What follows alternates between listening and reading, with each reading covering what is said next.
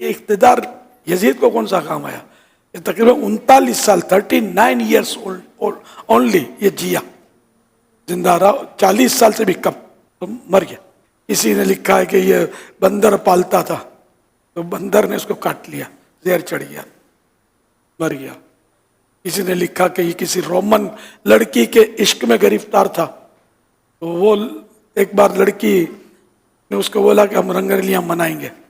مگر اکیلے، تمہارے ساتھ کوئی تمہارا ایڈی کانگ بھی نہیں ہونا چاہیے، جو عشق و فسق میں جو ساتھی ہے وہ بھی اس کو، ہم اکیلے ہوں گے، تو یوں یہ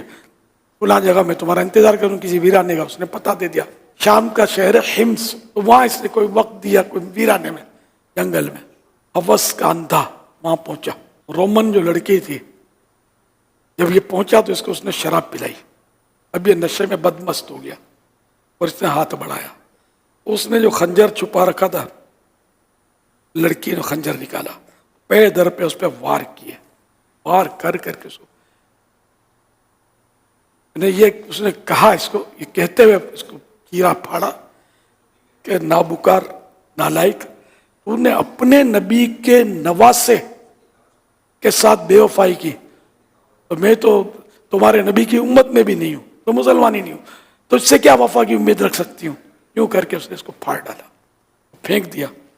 چند روز تک اس کی یعنی وہ لاش جو تھی چیل کووں کی دعوت پہ رہی،